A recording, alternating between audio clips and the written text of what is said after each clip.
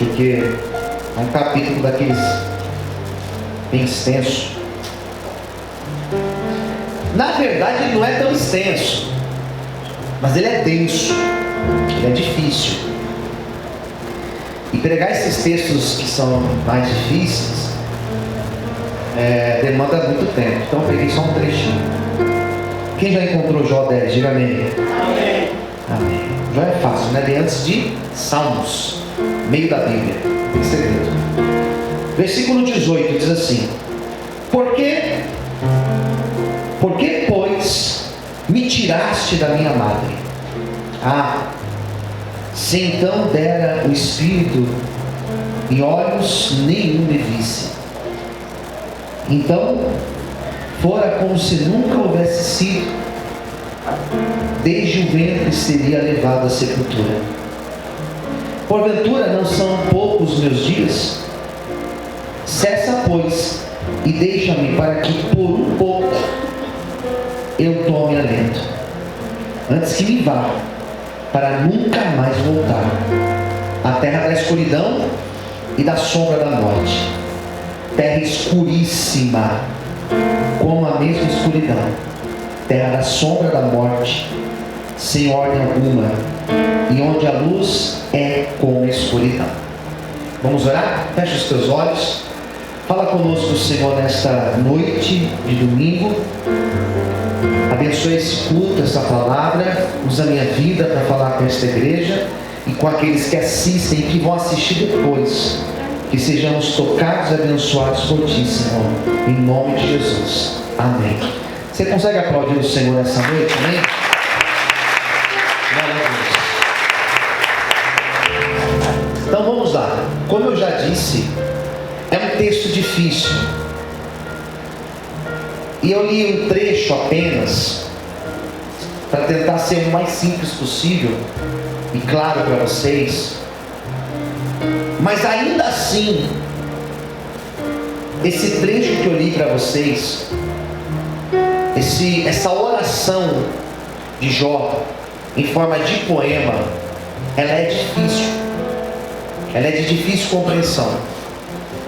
Porque aqui dentro desses 1, 2, 3, 4, 5, dentro desses 5 versículos, Jó vai tratar de três realidades que são extremamente complexas para nós entendermos. Tem assuntos na Bíblia que, no meu ponto de vista, eles não são difíceis, não é uma compreensão difícil. Uma criança dá conta de explicar, pelo que pareça. Tem textos que tem não somente textos, mas existem termos, conceitos bíblicos que eles não são de difícil compreensão. Agora, esses três aqui que Jó fala são difíceis, bem difíceis. As três realidades que ele vai tratar aqui nesse trecho: primeiro, Jó vai falar sobre tribulações. E nesse primeiro momento, quando ele fala sobre a tribulação, sobre o sofrimento, ele fala sobre o sofrimento intenso. Não é tão simples entender isso. No segundo momento do texto, Jó vai falar sobre uma paz como um elemento essencial e vital para o homem, a necessidade da paz. E o terceiro e último momento, ele finaliza o texto falando sobre morte. E é difícil falar sobre morte, porque existem várias ideias e vários mitos em torno da ideia da morte. Quando a pessoa morre, ela fica acordada ou fica dormindo? Quando a pessoa morre, ela volta? Quando a pessoa, ou ela vai para a eternidade e acaba tudo, né? E aí, quando a pessoa morre? Então assim, ele fala da morte. Não é tão simples falar de morte. Essa semana eu tive uma experiência, essa semana que passou, eu participei de um programa de rádio, e depois eu pensei melhor, e eu falei assim, eu não deveria nem ter ido. Porque eu falei sobre suicídio. E é difícil falar sobre suicídio, porque nós estamos falando com famílias que às vezes já tiveram que lidar com isso. Nós estamos lidando com pessoas que ouvem um rádio, milhares de pessoas, 20 mil pessoas por minuto ouvindo. E nesse meio tem gente que está pensando em se suicidar. É muito sério. Então Jó ele fala sobre morte nesse texto. Então são 3 situações difíceis. Por isso que eu resolvi falar só de 3, para tentar ser o mais simples possível. No primeiro momento aqui, ele fala sobre sofrimento intenso. E o sofrimento dele era tão agudo, tão intenso, que ele vai dizer o seguinte para Deus. Foi o primeiro versículo que eu li, que foi o 18. Por que o Senhor me tirasse da madre da minha mãe? Por que o Senhor permitiu eu nascer? Quem entendeu? Diga amém. Eu não queria ter nascido. Eu preferia não ter nascido. Jó, ele chega num momento tão difícil, tão sofrimento, que ele não enxerga sentido para viver. Era tão difícil a situação dele, que ele chegou a falar para Deus: Deus, por que o Senhor permitiu que eu nascesse? Eu preferia não ter nascido, teria sido melhor para mim. E eu tenho encontrado pessoas tão desgostosas da vida, tão desanimadas da vida. Claro que não, sem passar o que Jó passou, claro, não é comparando com a luta de Jó, não é isso. Mas com o sofrimento, com a tribulação, com a dificuldade também tão intensa, que a pessoa fala: eu preferia nem ter nascido. Eu entendo que isso acontece pela seguinte razão: quando a pessoa não encontrou ainda um sentido para viver. Porque Jó, ele perdeu o sentido de viver. E o nosso desafio, e a minha tentativa aqui nessa noite, para pregar essa palavra, é para que você entenda que você viver uma vida sem o sentido real, você vai ser infeliz. Isso é fato. Tentar viver uma vida sem sentido é viver uma vida vazia. E Jó se encontrava aqui sem sentido. A pessoa que faz uma conquista material, sucesso material, financeiro, que faz disso um sentido para a vida, é uma pessoa que vai fracassar na vida. Você quer ver uma coisa? A pessoa que tem como sentido de vida conquistar um bem, comprar uma casa, daí compra. Eu conheço pessoas assim, que compraram exatamente como queria. Daí veio a satisfação, alcancei o meu sonho, mas daqui a pouco aquele negócio, aquela satisfação começa a cair, e ela quer outra coisa. Ela queria um carro, e quando ela conseguiu o carro que ela tanto sonhava, ela conseguiu a satisfação, a felicidade, mas daqui a pouco não teve mais graça. Por quê? Porque isso não é sentido de vida. Eu quero ganhar um salário, eu quero ganhar esse salário aqui, é meu sonho, é minha meta. Daí consegue, porque trabalhou, se esforçou, beleza, alcançou. E quando está lá no pico, no topo da montanha, fica feliz. Mas daqui a pouco aquela satisfação cai, e a pessoa volta a estar no estado de infelicidade. Por quê? Porque isso não é sentido de vida. Fazer de bens, fazer de conquistas materiais, fazer de conquistas daquilo que é palpável, sentido para a vida, é você caminhar para o fracasso de vida. Agora, quando você faz do seu sentido de vida aquilo que é eterno, aquilo que é de Deus, quando você faz Deus o sentido real da tua vida, sabe o que acontece? Você pode passar por tribulação, você pode passar pelas maiores adversidades da vida, você pode passar pelas maiores situações de luta que um ser humano pode passar. Ainda assim você consegue ter sentido para viver, porque você sabe que essa vida aqui ela é passageira, e o teu sentido real não está aqui naquilo que é visível, naquilo que é palpável. O teu sentido está na glória, está em Deus. Então você sabe que pode o mundo cair ao teu redor, o teu sentido de vida é Deus, é salvação, é o reino de Deus. Então você vai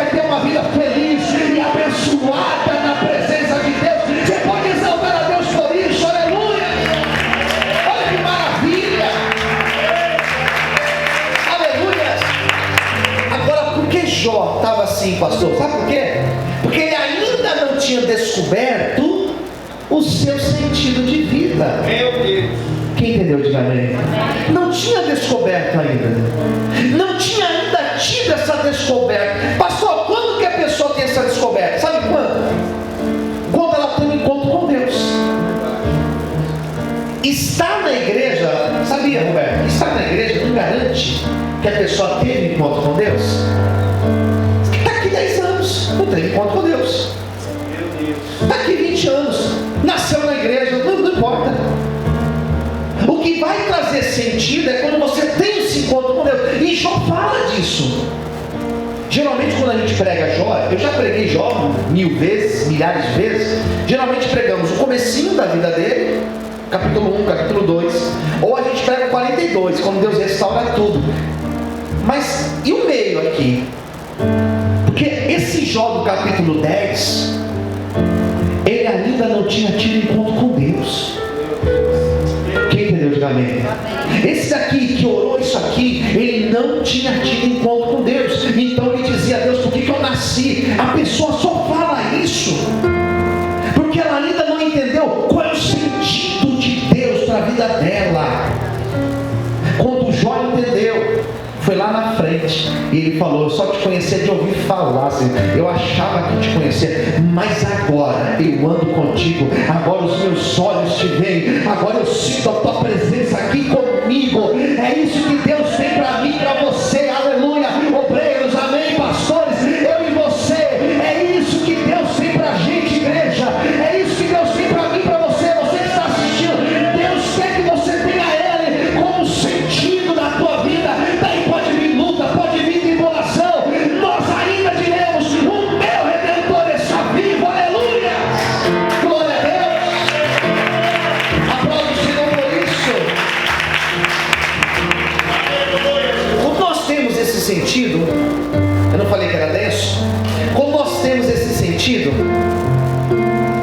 nós nos tornamos resilientes, nós nos tornamos mais resistentes às tribulações da vida.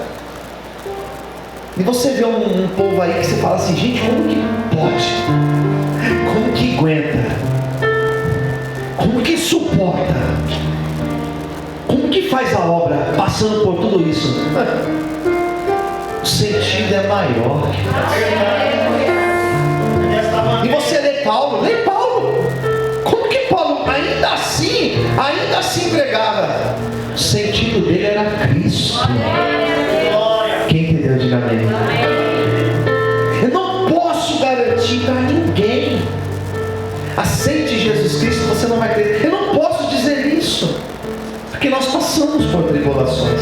Os assuntos aqui, queridos, eles estão relacionados. Porque o segundo momento, sabe o que ele vai falar para Deus? Olha o que diz aí o versículo de baixo, 19. Então, fora como se nunca houvesse sido, desde o ventre, seria levado à sepultura. É o 20. Porventura, não são poucos os meus dias? Cessa, pois, e deixa-me, para que por um pouco eu tome alento. Sabe o que Jó está dizendo aqui? Olha para mim. Jó está falando o seguinte, Deus, se eu não tivesse nascido, ou se eu nascesse e minha mãe já me perdesse, se eu fosse abortado, sei lá, eu ia me evitar de passar por tudo isso.